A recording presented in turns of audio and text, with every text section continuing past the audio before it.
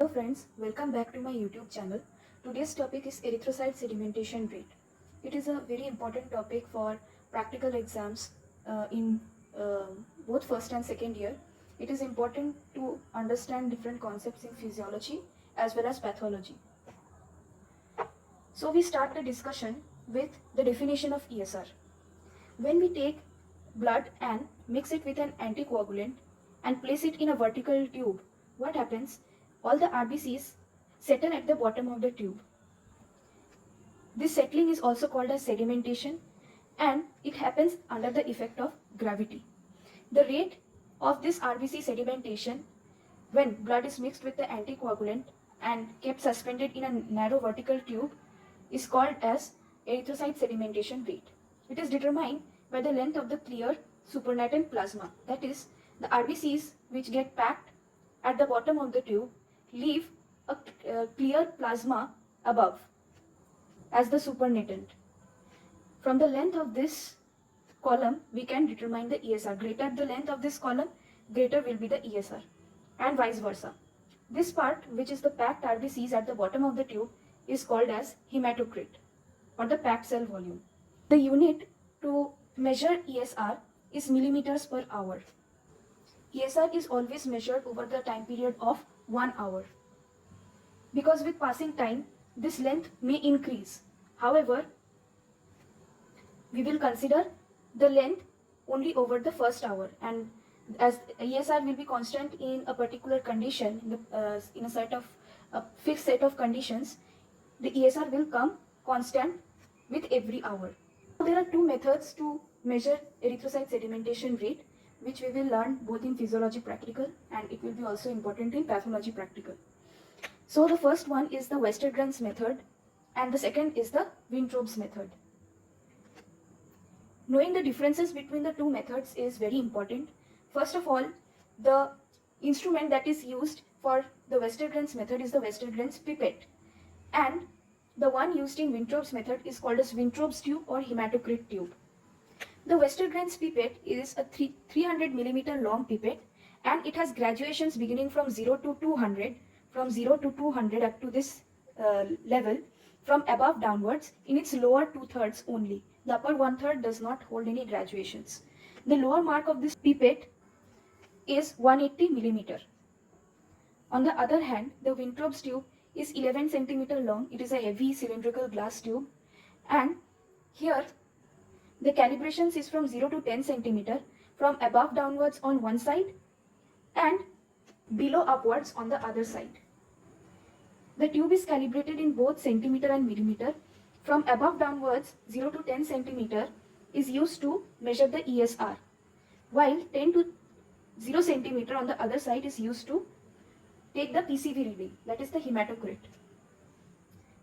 Another difference, very important difference between the two methods is that in the Westergren's method, we use a pipette. That is, both ends of this tube is open, while in the Wintrobe's tube, one end is open and the other end is closed.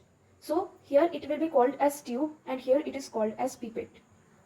The second important difference is that the Westergren's pipette can measure only ESR, while Wintrobe's tube can measure both ESR and PCV. As it can measure the PCV or hematocrit, it is also called as hematocrit tube. Now there are differences in the bore diameter. In the Westergren's pipette, the bore diameter is 2.5 millimeter, and in case of Wintrobe's tube, it is 2 millimeter. Now in the two methods, two different anticoagulants are used. In the Westergren's method, we use 3.8% sodium citrate, which is mixed with blood in 1:4 ratio. That is, we take 1 volume of anticoagulant and mix it with 4 volumes of blood. While in the Wintrobe's method, we take double oxalate, which is potassium oxalate and ammonium oxalate. The two are taken together. Why is this a preferred anticoagulant in this method? It is because it does not affect the cell volume. It does not cause any change in the cell volume and is ideal to determine the PCV, that is hematocrit. Now, one important caution in the process of Wintrobe's method is that blood has to be slowly filled from the bottom of the test tube upwards up to the topmost mark. That is, it prevents air bubbles from getting trapped in the narrow tube, whose lower end is closed and hence the air bubbles cannot escape. Now, while measuring the ESR in the Wintrobe's method as well as the Westergren's method, we can take the first hour reading, and if we have to take a more accurate reading, then we can take the average of the first hour reading and the half of the second hour reading, because in the second hour the length of the supernatant clear plasma is supposed to get double, so we take half of the second hour reading. It may not be exactly half, and that is why we can get a more accurate value for ESR. In this figure we can see the layers in the Wintrobe's method after the centrifugation is performed. Here the RBCs are getting packed at the bottom of the tube, which is called as the hematocrit. It is approximately 45% of the entire content taken inside the tube, and the upper plasma layer is around 55%. While the buffy coat, which is the WBCs and platelets, they are also present in the blood, so they make less than 1% of the entire content. So this is the arrangement after centrifugation or after packing of RBCs is complete. At the bottom there will be packed RBCs, and at the top there will be plasma layer, and a buffy coat will be trapped between the two layers.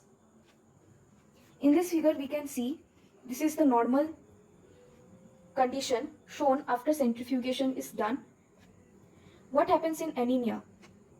In anemia in general there will be reduction in the RBC count in the blood. So we can see the hematocrit here is lesser than normal. If this is the original hematocrit, normal hematocrit, then this is lesser than normal. ESR is shown by the supernatant plasma length. Here it is increased, so ESR will be increased in anemia. In Polycythemia vera there will be increased RBC count. Hence hematocrit we can see is more than normal, and the column of supernatant plasma is decreased in length. So here the ESR is decreased. So from this figure we can remember that in anemia the ESR will be increased, and in polycythemia ESR is decreased.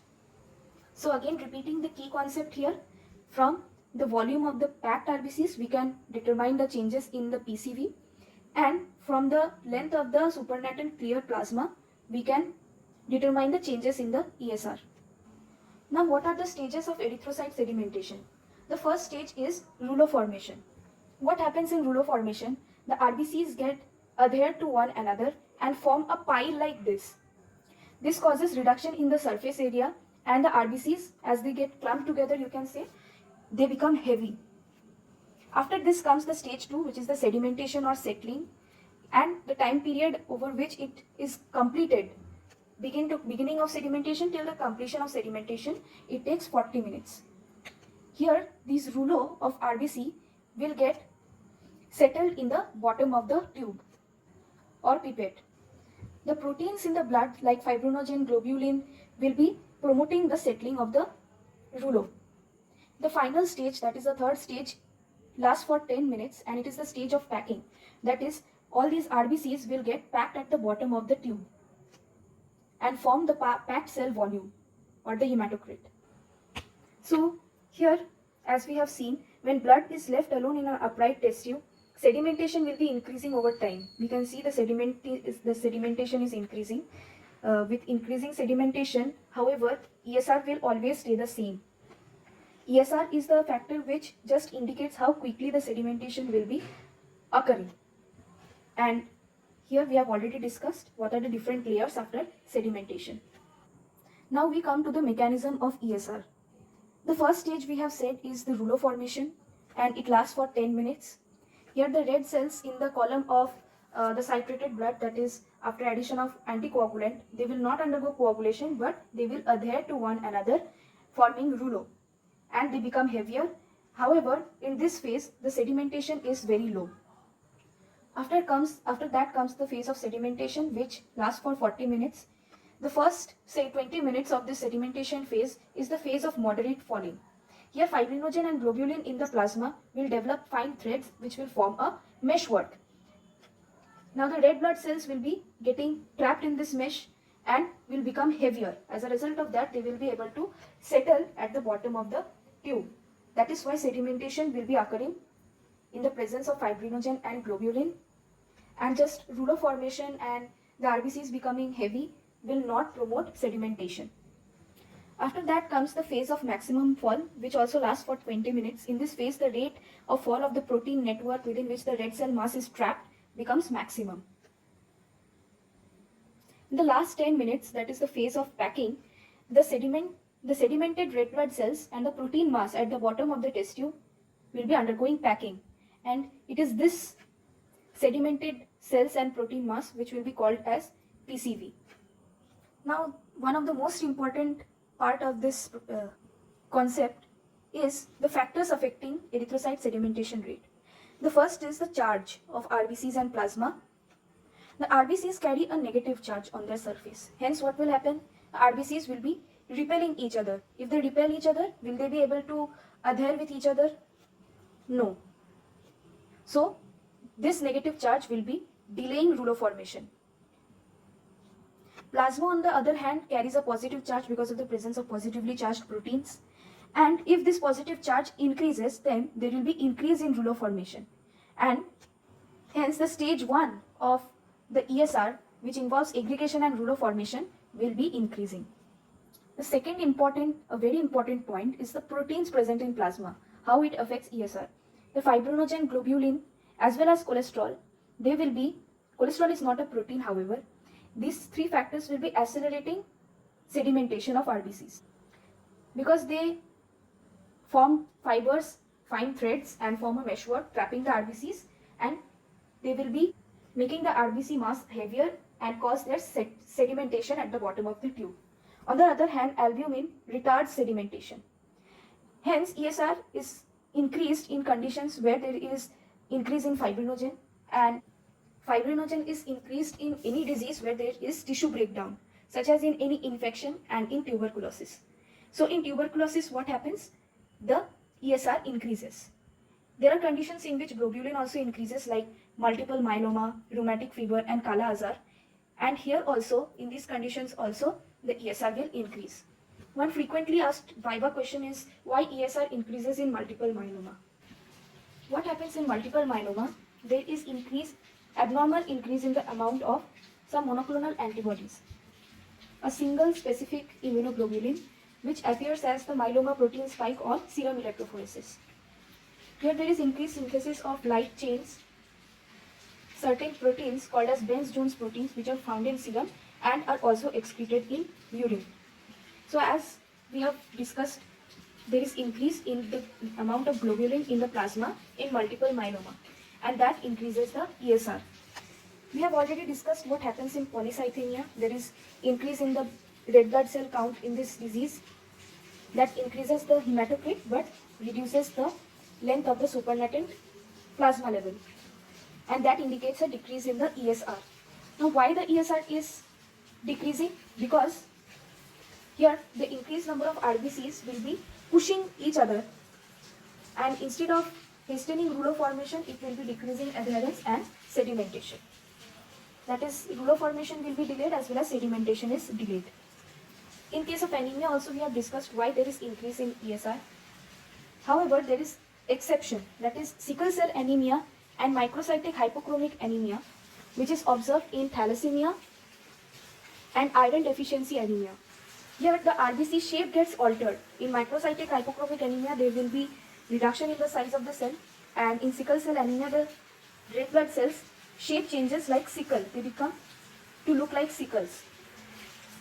Now, as the surface area of the cells in these conditions is reduced, they will not tend to get adhered to each other, and hence rouleau formation will be prevented, and this will be decreasing the ESR. Another concept is the effect of age on ESR. ESR is low in infants and in old age. However, it increases in puberty. What happens in infants? The RBCs contain fetal hemoglobin, and that actually has a tendency to prevent the adherence of the RBCs to each other, and that will be delaying rouleau formation, and hence the ESR will be reduced. In puberty, there will be increase in the secretion of sex hormones like estrogen and testosterone, and that promotes the synthesis of several plasma proteins, and as the levels of plasma proteins is increasing in puberty, the ESR increases in puberty. In old age, there is declined hepatic function, and the synthesis of several plasma proteins is decreased. and there is renal function decline also, which can cause the increased excretion of proteins with urine. And hence there is loss of proteins and decreased synthesis of proteins. Both the conditions contribute to low plasma protein level in old age, and hence ESR will be reduced in old age. ESR is greater in women as compared to men, because in women we increase synthesis of estrogen, and estrogen, that is the female sex hormone in particular, promotes the synthesis of certain plasma proteins which is not produced in similar quantities in men, and hence ESR will be greater in women. In pregnancy there is increase in some, there are some hormonal changes, and the level of fibrinogen, globulins also increases in the plasma, especially after the 3rd month of pregnancy. Therefore, in pregnancy also the ESR increases.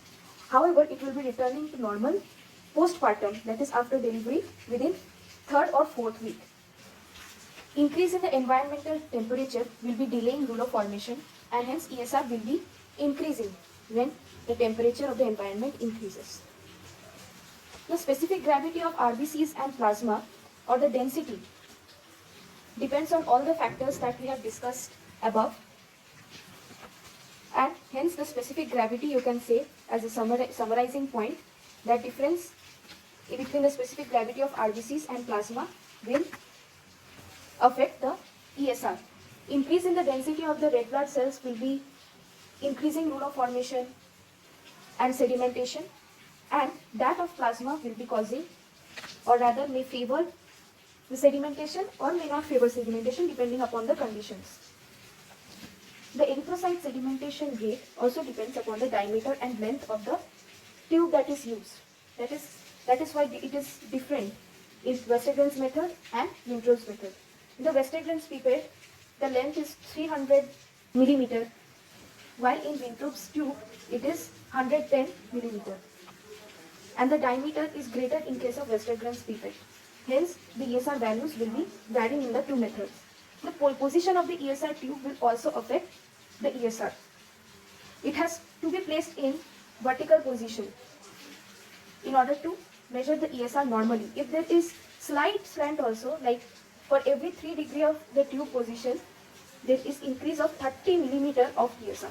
So, the tubes have to be placed absolutely vertical while measuring the ESR.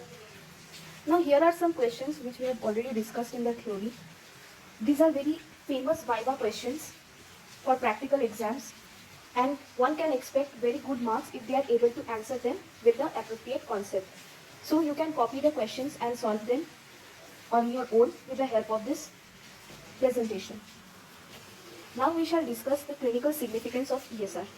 The changes in ESR are not diagnostic for any specific disease. That is, changes or that is increase or decrease in ESR can occur in variety of conditions. They cannot provide a differential diagnosis for any particular disease. However, they have prognostic value. That is, if the treatment is with the treatment the patient is showing improvement or not, that can be identified or assessed by measuring the ESR. In certain conditions like multiple myeloma, Kala azar, tuberculosis, rheumatoid fever, the ESR is originally elevated. If they return to normal or they are gradually decreasing, it will be suggesting that there is improvement in the clinical course. So it has prognostic value. This is a possible viva as well as give reason question for theory exams. Now to summarize, in which conditions does ESR decrease? With the increase in albumin level, there will be decrease in ESR because albumin retards sedimentation of the rouleau and the RBCs. It is decrease in congestive cardiac failure and states of severe dehydration which occurs in cholera, gastroenteritis, because there will be reduction in the levels of plasma proteins like fibrinogen and globulins in these conditions. In sickle cell anemia and hypochromic microcytic anemia, we have already discussed why ESR decreases and also why it is lower in infants and old age. Now, in which conditions does ESR increase? In every condition where there is tissue breakdown, there will be increase in the levels of fibrinogen, and if there is inflammation on the entry of any foreign protein or foreign body inside the body, there will be increase in the globulin levels, and in all these conditions ESR will be increasing. Like tuberculosis, rheumatic fever, in myocardial infarction, there will be increase in the proteins in the plasma because of release of proteins from dead tissue of the heart. and there is also inflammation in MI. These are the other conditions which we have already discussed. The SLE is an autoimmune disease and there is increase in the level of globulins in the body in these conditions. In these conditions there is inflammation and hence there will be increase in the level of globulins, and in the cancerous conditions there is increase in plasma proteins. Multiple myeloma we have already discussed. In multiple myeloma the ESR is tremendously increased up to about 130 to 140 millimeter in first hour. ESR is also used to differentiate a functional disorder which has a psychological origin from organic disorders which has somatic origin involving body structures. For example, irritable bowel syndrome. It is caused because of stress, anxiety, and it is a functional disorder. And here ESR does not undergo any change because there is no inflammation inside the body, and stress and anxiety is not going to change the level of plasma proteins. However, in case of inflammatory bowel disease, there is immune response against healthy bacteria in the gut, and it causes ulceration in the colon, and there are other signs also. So that is an organic disorder. Now finally, we have to remember the normal values of ESR in both the methods. It is important for the practical point of view in order to remember the difference in the values in the two methods. In males it is 0 to 15 mm in first hour, and in females it is 0 to 20 mm in first hour in Westergren's method. We can see in females it is greater as compared to males. However, in children it is 0 to 10 in the first hour. In Wintrobe's method again we have the same observation, that is in females the normal ESR can be up to 20 mm, while in male it is only up to 9 mm in the first hour. With this we come to the end of this PPT. It is requested to study ESR really well because it has a lot of clinical significance, and the interpretation of ESR is really important in order to assess the prognosis of a disease, and it is important both for theory as well as practical point of view in physiology, pathology, etc.